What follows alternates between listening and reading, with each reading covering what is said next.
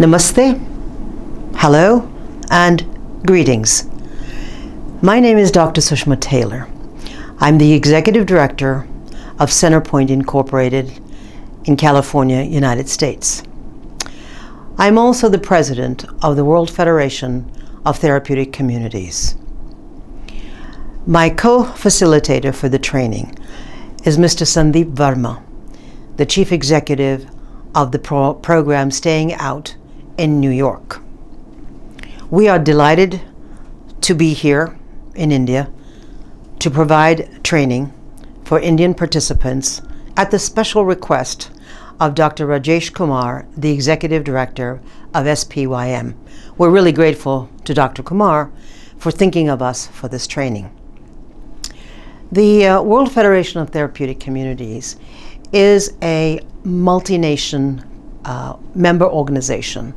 Our members represent treatment and prevention and education programs in over 70 countries. Our members hail from the United States, Canada, Mexico, Latin America, South America, Europe, Asia, Africa, and of course, Australia. Therefore, the continents are well represented.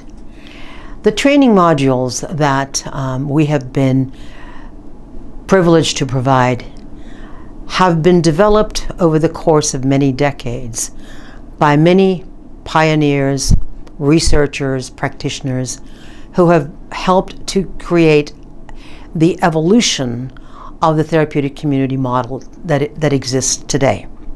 We in the World Federation of Therapeutic Communities are very passionate about the work that we do, and we believe that the therapeutic community model works really well in many diverse cultures, in diverse geographic regions, and also embraces different socioeconomic groups and also sociocultural groups, and we believe that is really critical to doing the kind of work that we do. And we believe that addiction treatment is work of the heart. So I want to once again thank Dr. Kumar for thinking of us, and also to let everyone know that we are so excited that the World Federation of Therapeutic Communities can partner with an eminent organization such as SPYM. Our training modules have been segregated into two or three different categories. The first category is the history of therapeutic communities, how they evolved, from whence they evolved, and the pioneers that helped shape the therapeutic community methodology. We also have a training module on morning meeting and how to create, to hold, convene, and to facilitate a morning meeting, which is an essential element of therapeutic communities. Another one of our training modules is that of special populations, and in particular, adolescents and young children. We also have a module on the essential elements of therapeutic communities. What are the core programs and interventions that actually create the therapeutic aspect of therapeutic communities? And finally, our last module was the evolution of therapeutic communities from their humble beginnings to their current, robust, well-researched, well-documented, and well-practiced modality that it is today.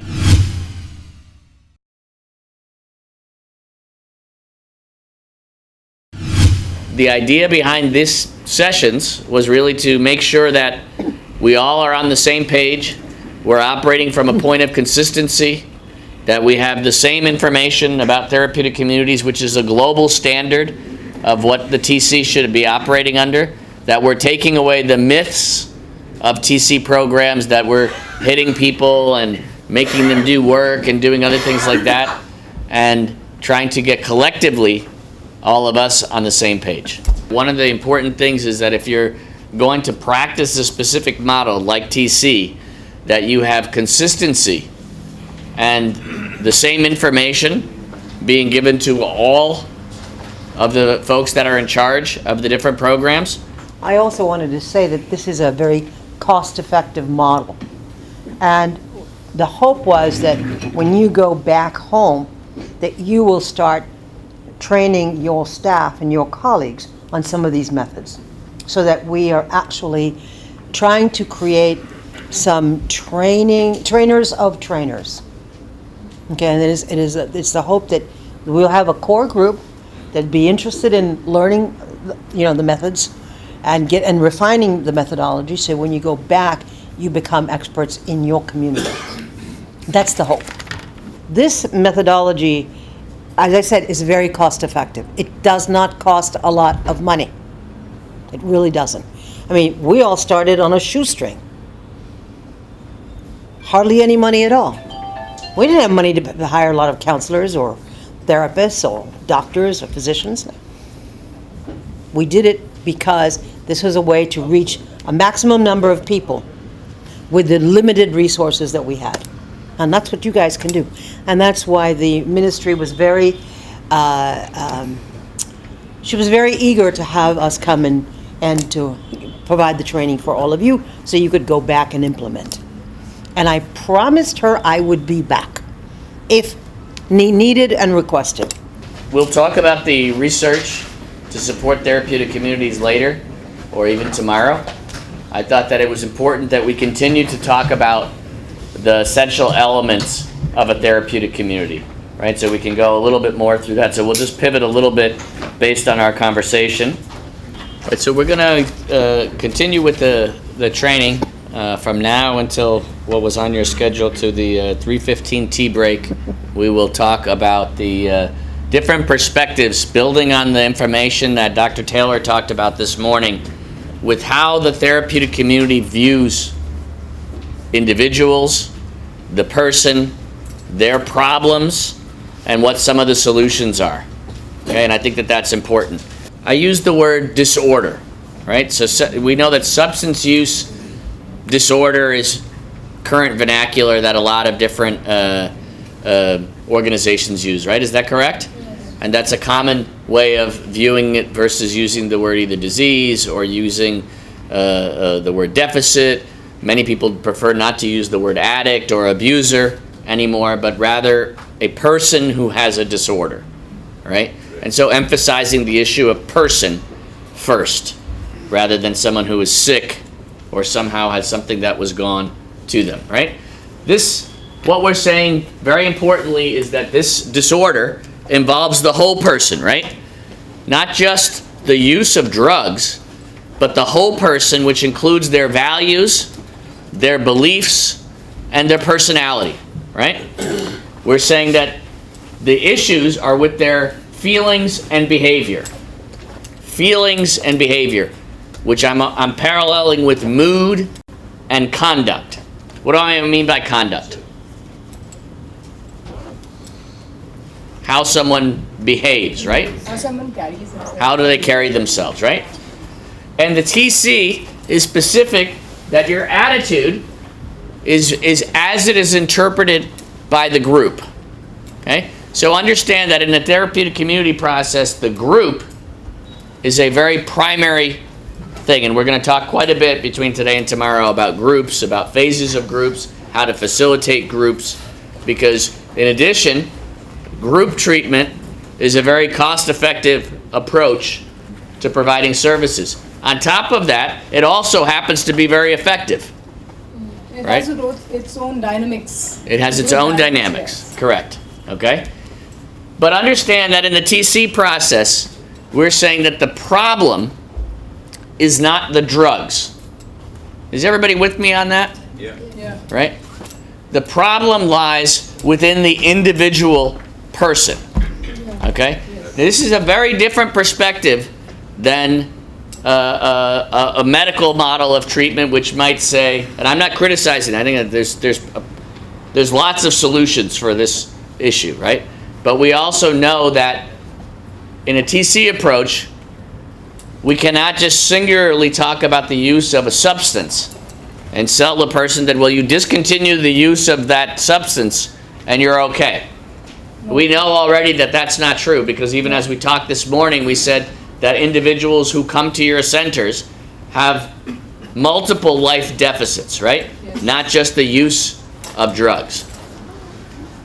But of course, we know and understand that there can be no substance abuse while, substance abuse or substance use must end before any of your change can begin, right?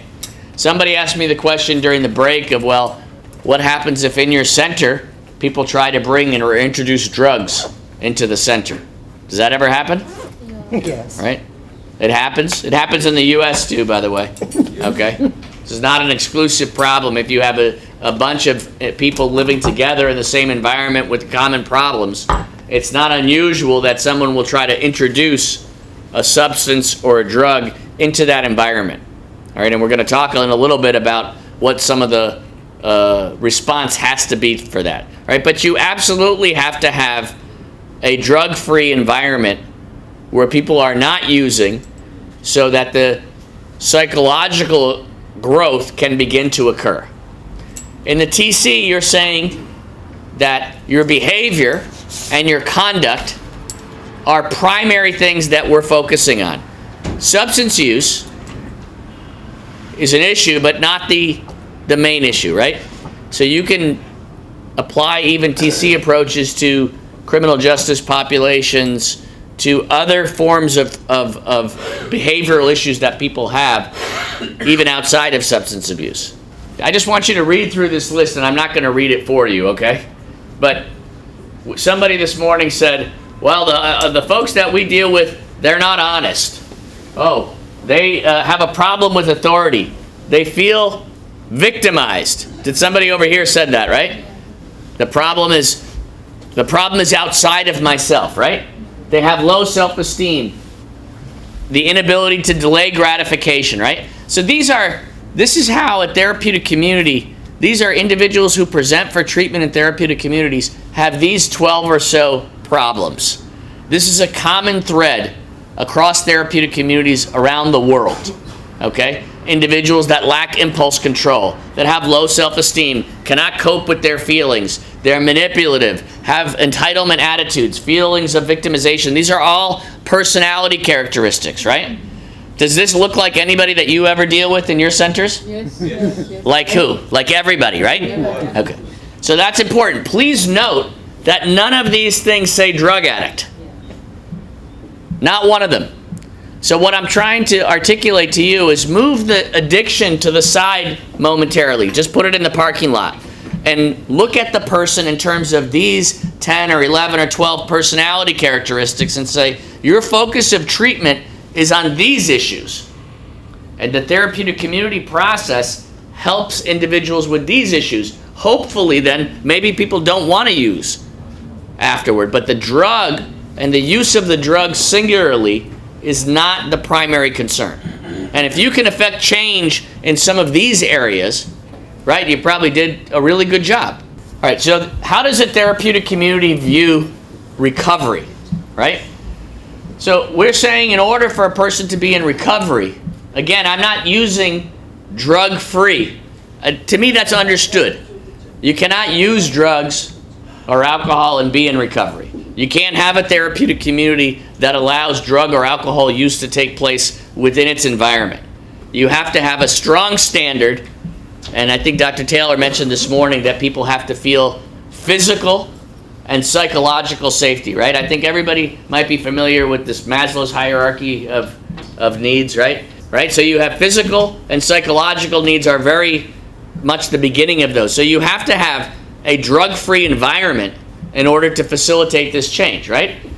But there are main what I'm going to call therapeutic engines of change. I use the word peer group encounter. That really just means a system of peer feedback, right? So in a TC process, you usually have some mechanism where one peer who's maybe been there, somebody said some of the peers who are there 2 or 3 months, they provide feedback to the peers that are just getting there, right? We heard that this morning, correct?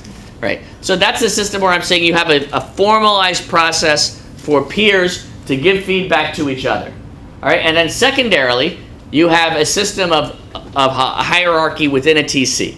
People who, based on phase in treatment, who based on the job that they hold within the community, or based on the fact that they're a big brother or a mentor or whatever the term is that you want to put on it, there's a structure or a hierarchy within the peer population. Does that sound familiar? We're doing any of that? In a TC, you'll have the peer role modeling for sure, right? You also would typically, to the extent that it's possible in the environment that you're working in, you would have a system of peer structure that has jobs and tasks and responsibilities assigned to a variety of community members to help with the overall functioning of the community. All right, and in the center that I operate, there will be somebody that's in charge of cooking. There will be somebody that's in charge of helping with cleaning. There'll be somebody that's in charge of helping to make sure that the group and the room where the group sessions will take place are set up on time, that they're dismantled on time. All right, there'll be somebody else that will be in charge of monitoring entertainment. And if there's a show or things that people do in the evening for recreation or sports or things like that. So you create a system within the community where there's a variety of roles and functions that community members are required to fulfill. And within those roles and functions, you have leadership and you have workers. Okay? That's very, very common within a TC approach. So what we're, again, saying is that some of the two fundamental things that you have in a TC program, besides the perspective and how you're viewing the person, is you're having a system for peer feedback. Okay? I'm calling that peer group encounter. You can call it peer feedback. And I'm saying that you have a social structure and a hierarchy within the TC where residents or participants in your program fulfill important jobs and responsibilities for the functioning of the community. Everybody with me on those two things? Yes. Okay. Obviously, we're saying, and I've said it repeatedly again and again, I don't want to underemphasize that you must have a drug-free environment and a drug-free lifestyle which is promoted in the TC. We're absolutely saying that drug use must begin, but behavioral change is the most important thing, right? So for somebody who's in a TC program to change their attitude, behavior, and lifestyle, that's the three-pronged approach of therapeutic community treatment. Everyone individually is responsible, so when we're counteracting that I'm a victim, I'm entitled, I can do this because I didn't have the same opportunities as others, we're saying no. Every individual person in the TC environment is responsible for themselves and their recovery. And very importantly, we're saying that treatment is an episode. What do I mean by that? A relapse can occur, but I'm also saying that treatment has a beginning and an end. There's a book, I'm going to show it in a minute here at the end, but there's a book written by a colleague and friend of ours in the U.S. Named Dr. DeLeon, who presents the textbook of therapeutic communities. And one of the things that he refers to is something called right living, all right, which essentially just means, are you doing things correctly, right? And he's saying that there are sort of 4 or 5 things that are very, very integral to the view of right living. One is that you have a major focus on honesty. So in the TC program, you're trying to promote the use of honesty all of the time. That individuals who come in should not lie, should not steal, and should not do other deceptive behaviors. One must be honest with themselves, with their peers, with the community, with their counselor. And that as a hallmark, a number one thing that you want to promote is honesty. Just like you would tell your kids or family members, right? You can tell me anything. You want people to be able to come forward and talk about honesty. Or talk about things honestly. Secondly, you're saying we focus on here and now. What does that mean? The present tense. Right? So our participants, and this certainly happens in my programs, you can tell me if I'm wrong about yours, they have a tendency to live either in the past or the future. Yes. Okay? Yes. And we have guys in our facility who want to tell me everything that went wrong in their life from day one of whenever, right?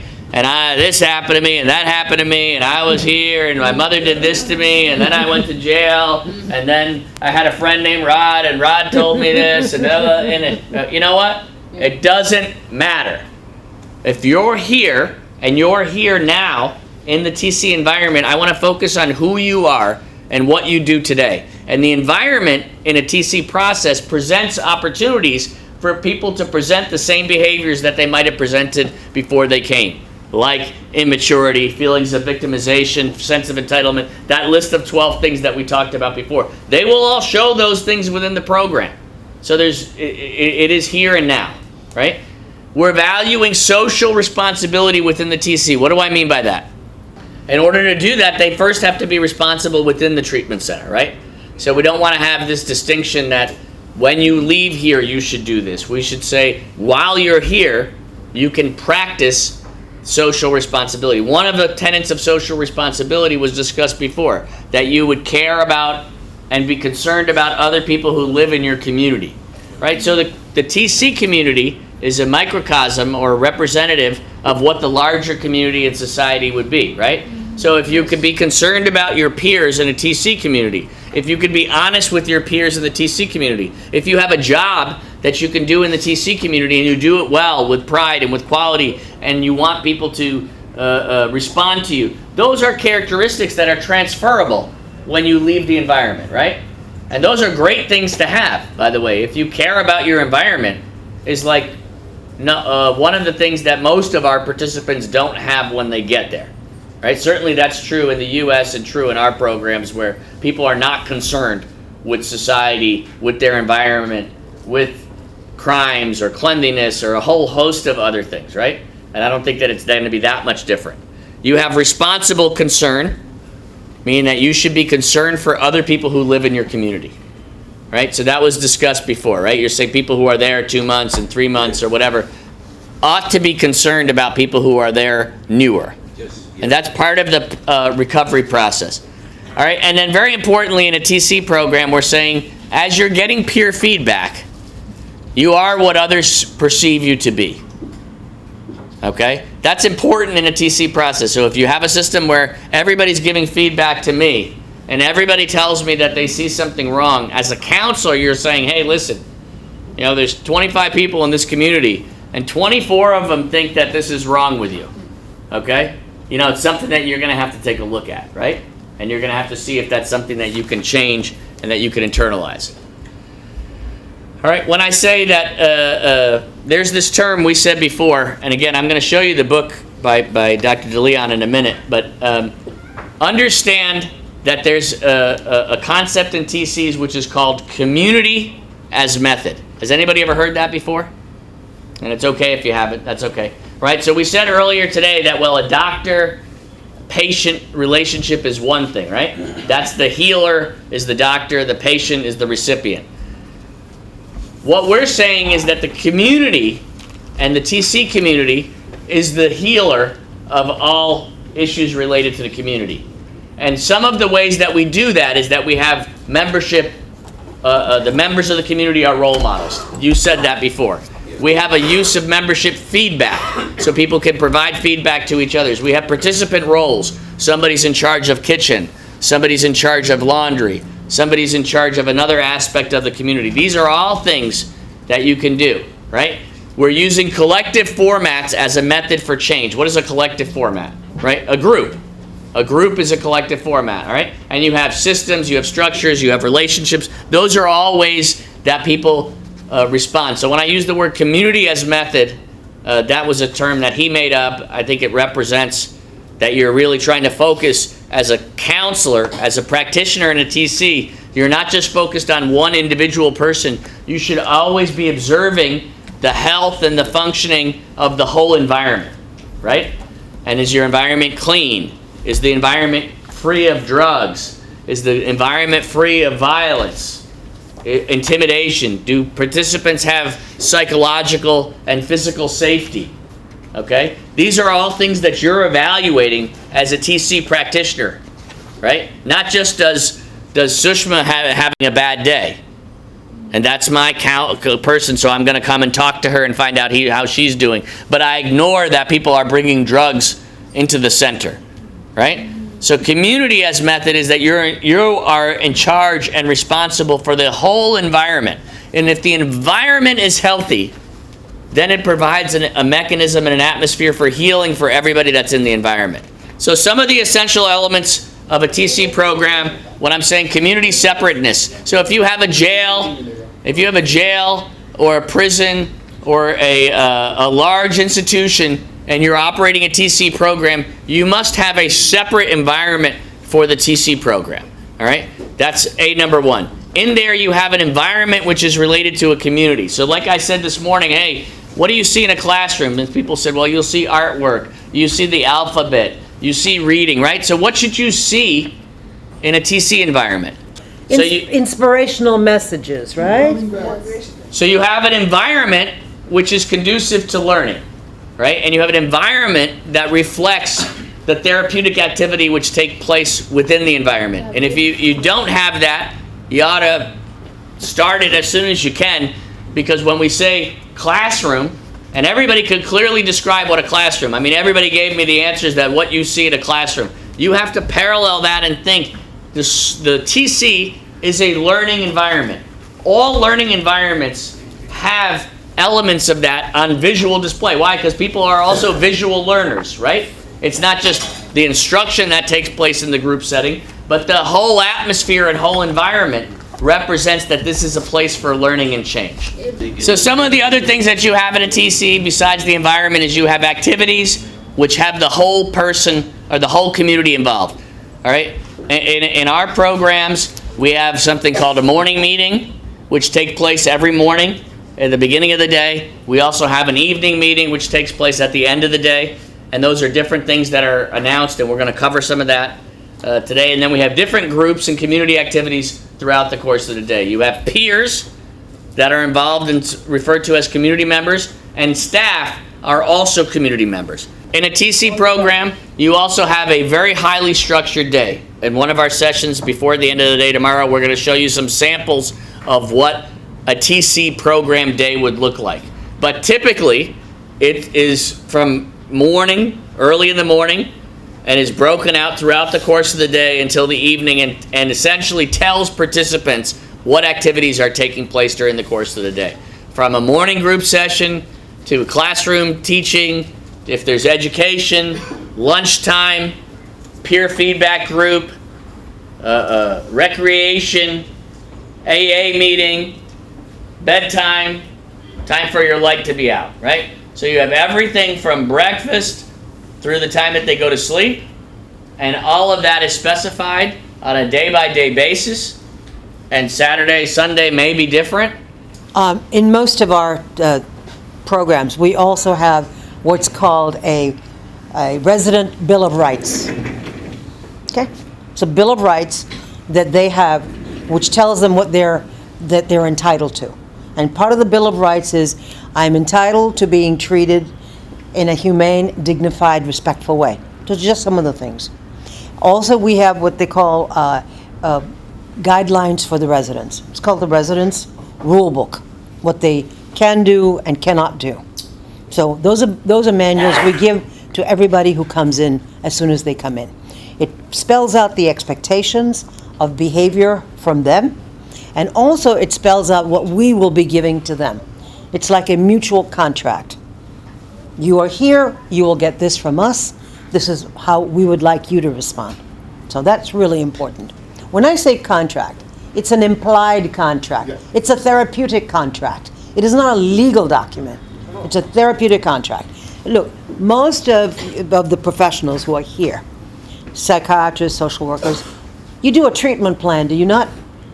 Yes. A service plan, you know? Individual care plan. A care plan, or whatever you call it. Yeah, but you never share that with the person who you've just diagnosed and created the plan for. Okay. We like to share the plans with them and have them sign it.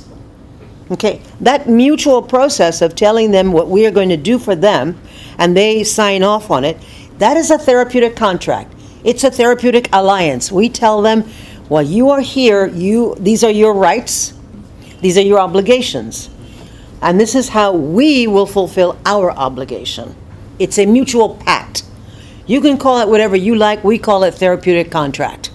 Not only motivates them, it makes them buy into the fact that they have responsibility to follow what they've agreed to.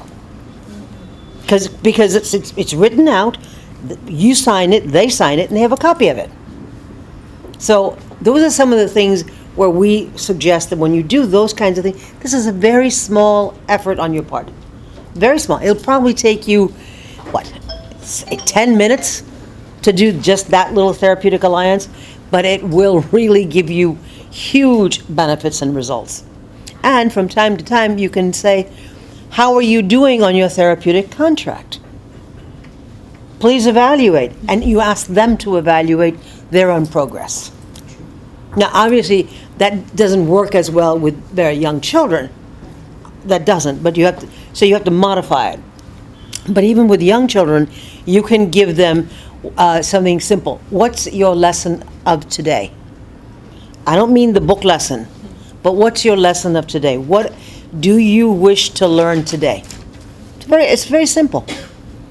It's not very complicated, and they'll tell you what they wish to learn. Sometimes it's just what they don't want to do, but you can turn that around as well. So those are some of the techniques we're trying to say. But we do have what's called a resident handbook, a rule book, and a Bill of Rights. And that Bill of Rights is posted in every facility. The addict's Bill of Rights, we just like to say the resident's Bill of Rights, or the participant's Bill of Rights. You can't use even clients, right? Client, you can see it. Yeah. You can use client, you can use patient, you can use resident, you can use participant. Those are like kind of neutral words. Sometimes patient also makes them feel like they're ill. Yeah, so we'd like to use participants or residents if you're living in a residential environment. But just those are some of the nuances that SEEP has been trying to give you in terms of the essential elements. Those are some of the little tricks of the essential elements. And you should definitely evaluate the written materials that you have for your center, Yeah. right? And so one of the ways when it was discussed that, well, we just do the same thing that we were taught from previous generations of the staff, but we don't have, the guidebook. That is a very difficult project to do, but every center, we would always recommend that you have, not only your Bill of Rights and other things that participants can have, but a whole comprehensive manual that describes this is the rehab center that you're in, this is what the behavioral expectations are, these are some of what the sanctions could be if you don't follow what the rules are, these are the phases of the program and approximately how long it might take you for each one of those phases. This is the overall treatment philosophy, this is what you should do if you have a complaint, who's in charge of the center, and so on and so forth. And those manuals typically, and I had brought a sample of the one from our program I'll show you before we close either today or tomorrow. I mean, it's a 40-page, 30-page thing, and it goes through everything that you could want to know about the center. And that's for the participants, all right? Then you might have one for the staff, which gives all the guidelines in terms of staff rules and staff manuals. These written materials are important in order to keep the consistency of your center going so that things don't deviate later on and somebody said, well, this was the training we received when SEEP and Sushma were here. They told us to do X, Y, and Z, and it's not what we said, in fact, and it was not written down. I think the other reason for consistency is so that all of the staff are on the same page. And if there is a difference of opinion, then you sort it out as staff to staff, but you don't bring it into the community so that you're unified. And so those are very important things. And I know that that is a very difficult thing to achieve in any center, even ours. Mm-hmm. We have to work very hard to make sure that the staff are on the same page, because some staff will say, well, I believe we should do it this way, so I don't care what my team members say, I'm just going to do it this way because I think it's a better approach. That is pretty dangerous, because when you do that, Let me tell you, the first people to notice that are your participants. Yes, yes. They will know immediately, and so they will watch for you to come on duty Absolutely correct. to make sure that you're the one that they Yes. ask something for. Yes. Because your colleague is very strict, and your colleague will say no easily, but you will say yes. Yes. They will get your number very quickly. I'll tell you why. There are more of them than there are of us. They have time, and they observe. They observe us. They observe us very, very keenly. So, Yes. and so, And especially juveniles, especially you bet. youngsters. Yes. You betcha. Yes, They do. yes. So those are some of the cautionary words we want to give to you. Make sure you and your teammates are on the same page. Now, sometimes it's easy enough if you're on the same shift, but what happens if you're not on the same shift? You're on the day shift, your colleague is on the evening shift. Okay? And you come back the next morning and everything you did is turned upside down because your colleague on the evening shift decided, well, that's not important. Yes. That will undermine the integrity of the community. And you must not let that happen. So you must guard that. Okay? Just some, we're trying to tell you all of the good things, but sometimes we're also trying to tell you what not to do. Okay? Don't pick up on some of the lessons we learned. Okay? We learned some of these things the hard way, through trial and error. So we would like to have you learn from our mistakes. And we all make mistakes. In the way we're handling things. And some of our staff make mistakes. Some of the best staff that we think when we interview them become the worst when they're on duty. They get authoritarian, Exactly. they get very restrictive, they get very punitive, and that is not, it doesn't work. It doesn't work in the long run. So, just wanted to add that. So in addition, we left off a highly structured day, right? From morning until, wake up until bedtime, you should have a defined structure in your TC program that articulates everything that takes place 7 days a week during that period of time. If it's a non-residential program, then it dictates the time that people are there. Those schedules are usually published or somehow given to the participants.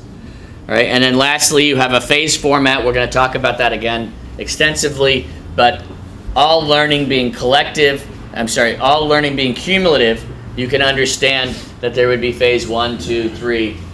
Typically there are somewhere around 3 or 4 phases in most programs that bring people from orientation to a treatment phase to some kind of reintegration or continuing care or aftercare phase. So some activities would take place just with the phase specific, and some activities would still take place For the whole. with the whole community. Now, that's like a detailed description, but say, for example, your morning meeting would usually be with all participants. Right? And Here's an example. Not every participant you have will have family therapy. Because if their families are not intact, you're not going to be able to do that. Yeah. So what you have to do is carve out time for family therapy for those that have intact families who show up. And the rest are not in that. It doesn't vary from day to day, but it does vary from activity to activity. Because they're thematic groups, okay? And some, like for instance, on a particular day, we might have what's called gender-specific groups. So the women's groups versus men's groups, particularly if it's an outpatient setting. Most of our residential programs are separated by gender, but in some parts of the states, they have co-educational programs. And in the co-educational programs, they will have what's called gender groups, which will peel off. Okay? So we will, as Steve was saying, there will be activities that the entire group, the entire community must participate in. And then The within, normal course of activities. yes, we will show you the phases as well. I'll show you a typical phase board. All right, so just a couple of, and this is again from the Dr. DeLeon book that I'm going to show you, is that there's just some generic TC beliefs. TCs are optimistic as a model of treatment. We believe that people can change and that anyone can change regardless of your circumstance. We ask also that TC practitioners believe the same thing. You ought to believe that your participants can change. If you think that it's hopeless and that this person's never going to amount to anything, You're in the wrong business. you're in the wrong place. Okay, I'll just be blunt about it. You must believe that the participants in your program can change. You have to believe it. You do. Right? That's an internal process for you. Right? You should believe in an individual's ability to change. If you're doing this work, that should be one of your generic beliefs. All right, one of the things which I like to always, in the U.S., they use that term, fake it till you make it. Have you ever heard that term? Yes, yes, Right, yes. okay. So I think that that's okay. All right, one of the reasons why I think it's okay is that if you can act in a certain way, then I actually believe that you can become that way. I'm more concerned about the people who cannot even act as if.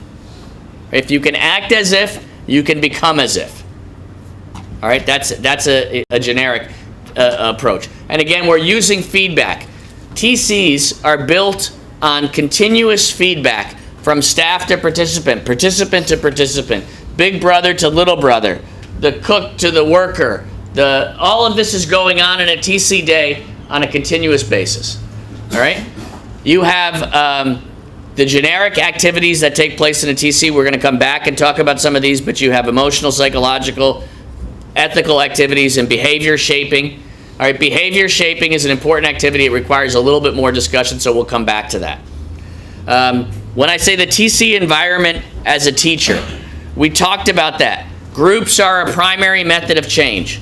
In a TC environment, that day that I talked about from 8 a.m. to 11 is typically filled with groups and activities throughout the course of the day. And if it's not a group, it can be an activity that involves a small group, right? Like in our center, the people that we talked about, people that clean, people that cook, people that are in charge of recreation. So we might have a time during the day where just those individuals can meet. We might have a time where all phase 1s meet, all phase 2s meet, all phase 3 meet. But you have groups taking place throughout the course of the day. So if you look at a TC structure, 7 a.m. to 10 p.m. or whatever the time is, you should see a lot of groups during the course of each day. All right?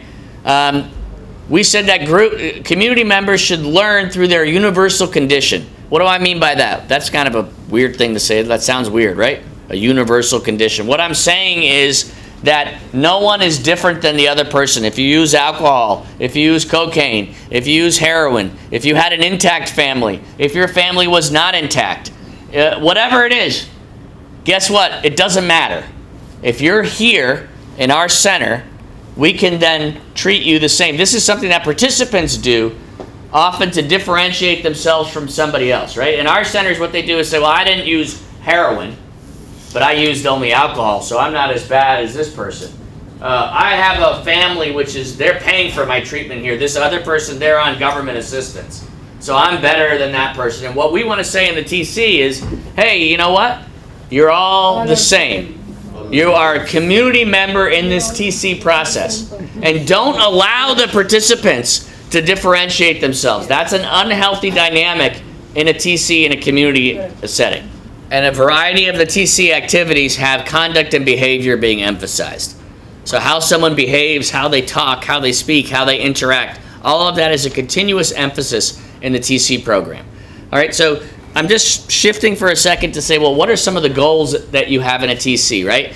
All of these things, like, for example, achievement. In our TC, you have examples when people get a new job, they get a new phase, they get promoted, they pass the test. We have a test that people take to move from orientation phase to the next phase. In our TC program, it's a written test. All right? And then when they achieve that test, they get achievement, right? You get feedback. Recognition from your peers that that was a positive thing. You hopefully learn discipline and compassion, right? I would suggest to you that if you notice none of these things say that you drug-free. That's not the main thing that I'm talking about. If you can teach these things to folks that are in your program, how to be compassionate, honest, have achievement, these are all very positive things that are lifelong lessons, right? The question that's being asked is, when community members violate the rules or the norms of the community, what happens, right? And it's such a good question that we're going to dedicate a whole section just to that issue, right? Because how you respond to behavior and what learning experience you give to participants in the program is a very, very hallmark part of the TC that can be used effectively, but also misused, as we heard, in terms of some of the abuses that might be associated with a TC. So I don't want to give you a quick answer. No, we're on just that. going to call it rewards and sanctions. We're Right. going to talk You about should it. have rewards and sanctions, right? The basic premise of behavior modification is that good behavior rewarded escalates, right? Increases. Yes. Bad behavior unchallenged also escalates. All right? So you have to have both of those components in place, both reward and sanction. And it should be both, and you cannot let anything go unchallenged in the environment. All right. So I just say that TC should have integrated addiction, medical, and mental health treatment. An optimal TC has some form of medical treatment available, mental health treatment, and addiction. That's certainly in terms of the way that the United States treatment and really what's becoming a global standard of treatment is the integrated care, physical health, mental health, and addiction, or what's sometimes called behavioral health, all together in one place, right? That's real integrated care, all right? You can have all the modifications for special populations. We're going to talk about adolescents, we're going to talk about women, and we're going to talk about criminal justice. TC is an approach that is used throughout the whole world in 75 countries or even more. All right, there's a global standard for the practice of TCs, and if you walk into a TC, which is a true TC, regardless of culture or language or location, it will look similar, and some of what I talked about will be in place in terms of your highly structured environment, your use of peers, the systems of feedback that you would have in place. They would have some similarities. So you have, this is just some recommended reading about TCs. I would strongly suggest to you, if you're interested in a textbook about therapeutic communities, this isn't the only one. There's a couple that are really good. This is one that I happen to like. It happens to be a friend of Dr. Taylor's and ours, and he's a friend to a lot of the American TCs and has done a lot of work on it. This is a real simple explanation of a lot of things that we talked about. Community as method, what's right living, how do you effectuate what's an essential element. All the things that we talked about, essential elements, are defined really well in this book. It happens to be one that I would suggest. All right, so I think here's some pictures of TCs throughout the world. All right, this might be similar to some of the things that you guys have seen. TCs in different countries. So I hope that you will eagerly participate in not only the training modules, I hope that they will be useful to you in the work that you do. So thank you, Dr. Kumar, for trusting us, for believing in us, and for inviting us, and also for making us feel so very welcome. And please give us feedback to see how well you feel that the training has been for your particular work. Thank you so much.